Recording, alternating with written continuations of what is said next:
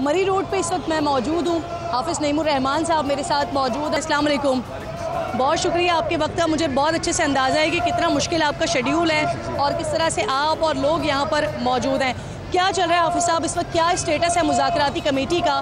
पहले आपने गवर्नमेंट की जो कमेटी थी उसे मुस्तरद किया, फिर अब एक टेक्निकल कमेटी की बात आ गई है, तो ये कमेटी वाला मामला कब तक चलता रहेगा? अच्छा देखिए, हम यहाँ पर गोली चलाने भी नहीं आए, तसादुम करने भी नहीं आए।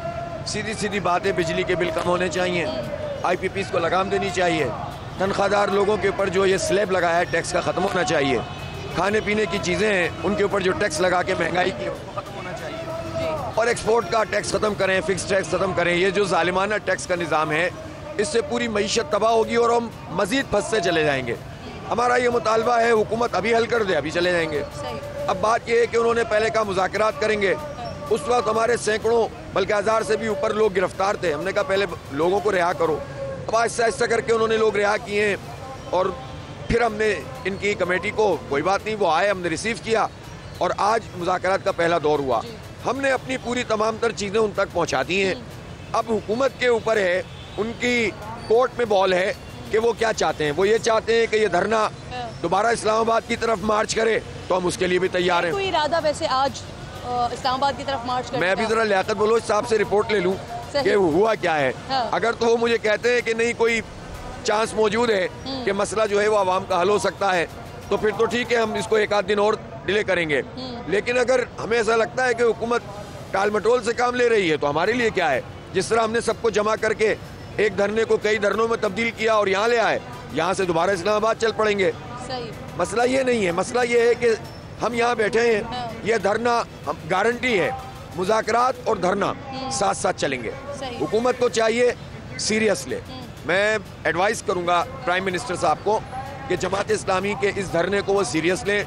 हम पॉलिटिकल पॉइंट स्कोरिंग के लिए नहीं। मैं यही आपसे पूछना चाह रही थी। कल आपने कहा कि संजीदा कमेटी से मुज़ाकरात होंगे और फिर उसी कमेटी से जो बनाई गई थी, जिसे पहले आपने गालिबन गैर संजीदा कहा होगा, तभी संजीदा कमेटी की आपने बात की। अच्छा, चेंज कर लिया। जी, और उसमें जो मिनिस्टर साहब हैं, चूँकि वो मुल्क से बाहर थे, इसलिए आज इसको इनिशिएट गालिबन कर लिया होगा। मुझे नहीं मालूम कि इस वक्त लियाकत साहब ने क्या रिपोर्ट मुझे देनी है, लेकिन जो तवानाई के मिनिस्टर हैं उनका होना बहुत ज़रूरी है। इसी तरह से जब हम आगे पहुंचेंगे तो जब हम डिसीजन लेने की तरफ ये लोग जाएंगे तो उस वक्त हम, जाहिर है कि इस तरह तो नहीं होगा कि बस कोई भी आके साइन कर दे।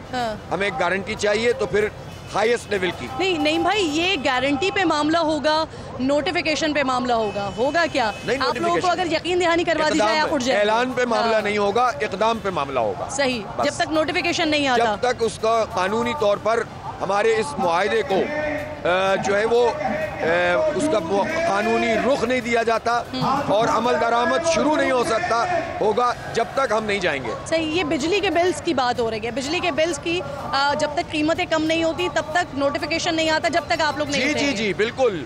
और ऐसा भी नहीं है, हम ये भी गारंटी लेंगे कि ये नहीं है कि हम उठ के जाएं दोबारा से नोटिफिकेशन निकाल दें, उसकी भी गारंटी होगी। देखिए, मैं फिर बता रहा हूँ, हम सीरियस तरीके से आए हैं। पाकिस्तान के 25 करोड़ लोग अज़ाब में मुब्तला हैं, हर घर में कोहराम है। मुझे आज एक और गुजरावाला का पता चला कि वहाँ भी किसी ने खुदकुशी कर ली है, किसी औरत ने। ये क्या लोग मर जाएं, लोग मनशियात जो है वो शुरू कर दें और दुनिया और माफिया से बेनियाज हो जाएं?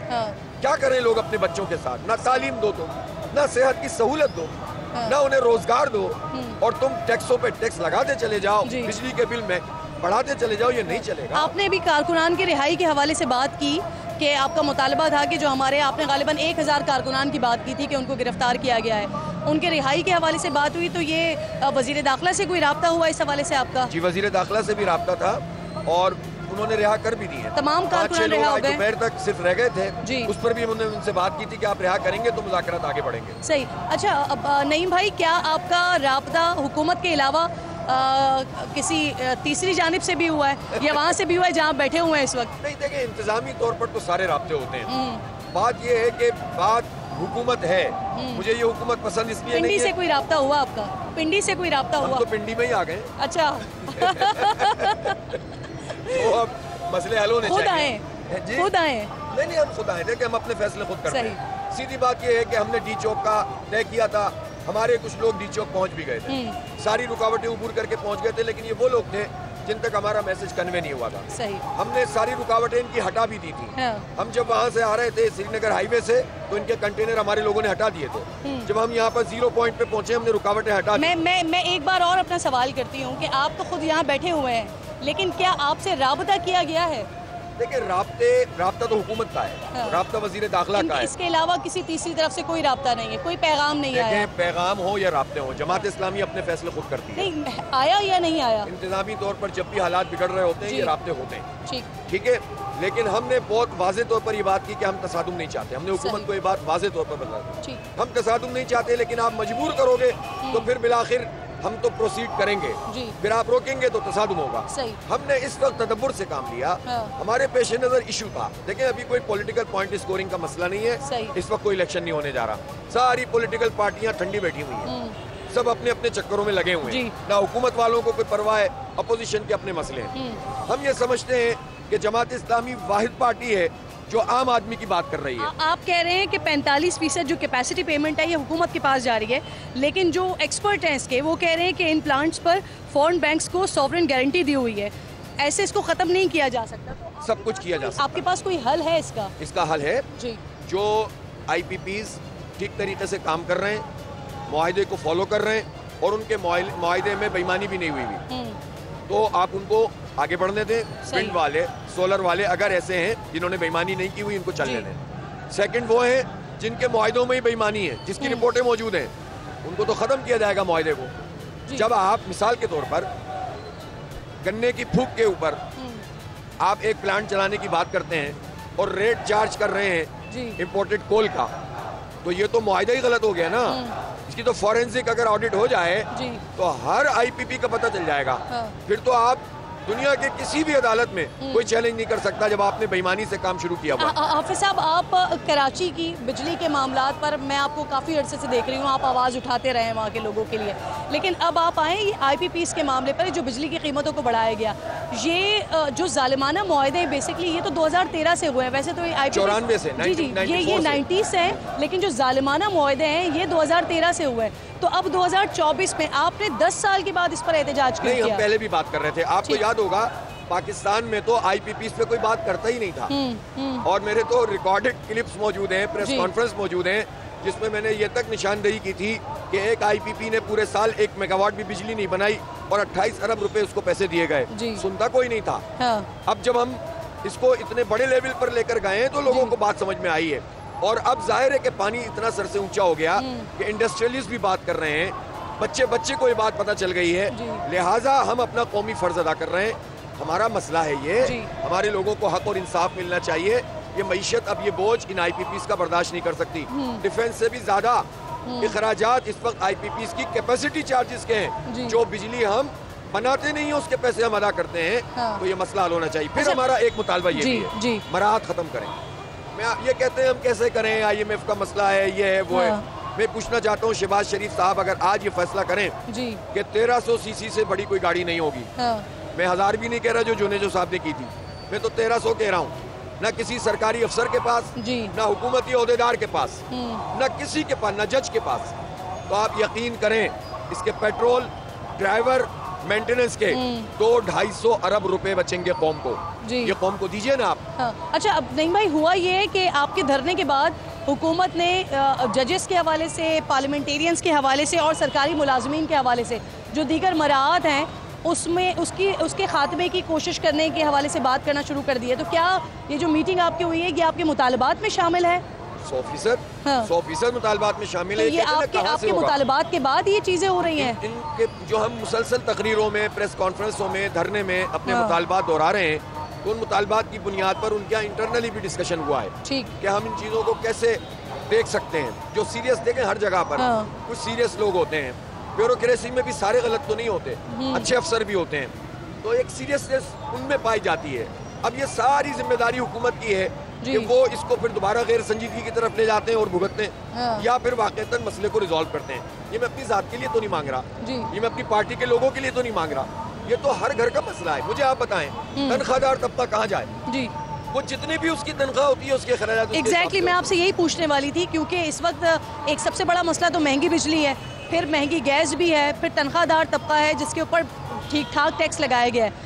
तो जो मुतासिर लोग हैं ना पाकिस्तान के अवाम के, क्योंकि बहुत से लोगों ने आपकी आवाज़ के साथ आवाज़ मिलाई है जब ये आप लोग निकले हैं यहाँ पर, मैं सोशल मीडिया देख रही हूँ तो वहाँ पर नज़र आ रहा है। तो सर लोग जानना चाहते हैं कि क्या आपके मुतालबात में इन सारी चीज़ों के ऊपर भी मुतालबात शामिल हैं और इस पर भी एक्शन के लिए कह रहे हैं आप, हुकूमत को कोशिश कर रहे हैं आप? मैं कई बरस से तनख्वाहदार तबके की निशानदेही कर रहा हूँ। इस साल भी तनख्वाहदार तबके ने 368 फाइनल फिगर आ गई 368 बिलियन रुपीस अदा किए हैं। जागीरदार तबके ने जी 5 अरब रुपए जमा कराए। ये कहते हैं ना कहाँ से आए, जिसकी जमीन 50 एकड़ से ऊपर है, आप इनकम इसकी आमदनी पर टैक्स नहीं लगाते, हमारी आमदनी पर टैक्स लगाते हैं। मैं उस तनख्वाहदार तबके से ताल्लुक रखता हूँ, मैं उस दर्द को जानता हूँ। मुझे ये रियासत और हुकूमत मेरे बच्चों को और मुझ जैसे लाखों करोड़ों लोगों के बच्चों को मेयारी तालीम फ्री नहीं देती, जो कि हमारा हक है। जब हम टैक्स देते हैं तो सबको एक जैसी तालीम मिलनी चाहिए। हमें खरीदनी पड़ती है तालीम। आप तहरीक इंसाफ को दावत देंगे धरने में आने की शमूलियत की? कारकुनों को दावत है। हमने पार्टियों के लीडर्स को दावत देने के बजाय पॉलिटिकल वर्कर्स को दावत दी है, पाकिस्तान के आवाम को दावत दी। और मैं ये भी बताना चाहता हूँ, लोग पूछते हैं इत्तेहाद कर लें, ये कर लें। हम बहुत इत्तेहाद कर चुके हैं। हम ट्रस्ट डेफिसिट है, एतमाद का बहरान है। हम ये समझते हैं कि हमारा इत्तेहाद आवाम से जी। तहरीक इंसाफ का कारकुन हो या नून लीग का अगर कोई बचा है जी, या पीपी का कोई बचा है या एमक्यूएम का, तो खैर फारिग ही हो गया। हाँ। अगर इनका भी कोई सपोर्टर है तो उसका मसला भी तो यही है ना, वो भी बिजली का बिल देता है। अशराफिया तो इतनी सी है। तो ये पाकिस्तान के 25 करोड़ लोगों का मुकदमा, हम सड़क पे गर्मी में हब्स में और पसीनों में बह रहे हैं लोग, और 3 दिन से यहाँ पर बैठे हुए हैं। आप देखें, पीटीआई सोच रही है डी चौक की तरफ जाने का, धरने का। अगर वो आते हैं तो उनके साथ स्टेज शेयर करेंगे? नहीं, हर एक का हक हासिल, हर एक को हक हासिल है। आप करेंगे? जमहूरी आज़ादी होनी चाहिए जी। मैं तो सारे लोगों को कहता हूँ कि यहाँ है। हाँ। और इसमें आवाज़ में लेते क्या आवाज़ें सुन रही हैं आप? अल्हम्दुलिल्लाह इस वक्त जज्बा जवान है। कल आज यहाँ पर जलसा आम की सूरत इख्तियार कर गया है। हाँ। कल खवातीन का जलसा है और हो सकता है मैं कल के बाद ही प्रोसीडिंग का ऐलान कर दूं। दानियाल चौधरी साहब कल मुझे कह रहे थे मेरे शो पे कि 400 लोग हैं आपके धरने में। हाँ। इतने तो वो अपने हल्के से लेकर आ जाते हैं। अंदाजन कितने हैं यहाँ पे? आप देख ले, मुझे कुछ बताने की जरूरत ही नहीं है। आपके अंदाजे के मुताबिक लगभग कहते हैं ये लोग। हाँ। और बात ये है कि जो हुकूमत के लोग होते हैं या इस तरह के जी, वो तो इसी तरह की बातें करते हैं। हाँ। बात ये है कि सीइंग इज बिलीविंग। आप देख लीजिए, लोग मौजूद है, ठाटे मारता हुआ समंदर है और बढ़ेगा भी। जूझ रात बढ़ेगी, ये धरना बढ़ता चला जाएगा। ये आवाम की आवाज है और मैं समझता हूँ इसमें पूरे पाकिस्तान को शिरकत करनी चाहिए। और एक और बताऊँ किरण, ये धरना अब सिर्फ यहाँ नहीं रहेगा, ये धरना कराची में भी होगा, लाहौर में भी होगा, पेशावर में भी होगा, कोयटा में भी होगा। ये बढ़ता चला जाएगा, अब ये संभलेगा नहीं। मैं शहबाज शरीफ से ये डी चौक का मुतालबा जी, मैं यही आपसे पूछना चाह रही हूँ कि ये डी चौक की बात कर रहे हैं, पीटीआई भी डी चौक का सोच रही है, तो क्या उनके साथ स्टेज शेयर हो सकता है? देखिए, पीटीआई तो इजाजत लेती है, उसको नहीं मिलती वो मुलतवी कर देते हैं। मुझे नहीं पता उनका क्या प्रॉब्लम है। मैं चाहता हूँ कि उनको भी जमहूरी आज़ादियाँ मिलनी चाहिए। मैं चाहता हूँ हर पॉलिटिकल पार्टी को यह हक हासिल है कि वो सियासत करे, कोई पाबंदी नहीं होनी चाहिए। लेकिन हम तो करके दिखा चुके हैं। 3 दिन से पीटीआई मुतालबा करेंगे न्यूट्रल हो जाएं, न्यूट्रल हो जाएं, न्यूट्रल हो जाएं। हाफिज तैमूर रहमान साहब समझते हैं कि न्यूट्रल हैं या आप भी कहते हैं न्यूट्रल हो जाएं? आज का ये मौजू नहीं है, लेकिन मैं ये बात जरूर समझता हूँ कि सबको अपनी आईनी हुदूद के मुताबिक काम करना चाहिए। न्यूट्रल है या नहीं है? एस्टेब्लिशमेंट जिसे आप कहते हैं, वो भी सिविल एस्टेब्लिशमेंट, ब्यूरोक्रेसी, सियासतदान और जितने भी अदालतें हैं, ये पोलराइजेशन नहीं होनी चाहिए। सही। इसलिए मैं इस कन्फ्रंटेशन में भी नहीं जाना चाहता।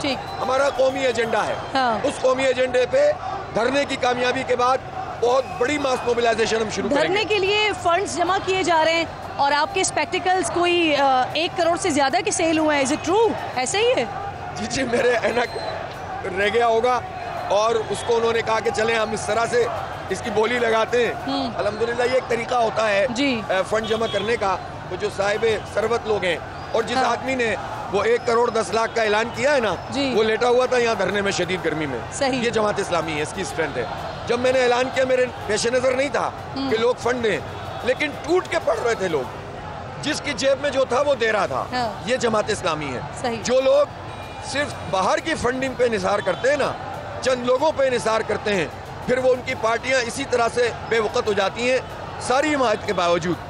और जो अपने कारकुन पे बेस करते हैं, तो फिर उसके बाद उनकी पार्टी में वो ताकत होती है कि वो रुकावटें तोड़ के हर आप जगह पीटीआई पहुंच की जाते बात कर रहे हैं? हैं। नहीं, मैं सबकी बात कर रहा हूँ। पाकिस्तान सही। में कौन सी पार्टी है जो कारकुन की पार्टिसिपेशन पे चलती हो?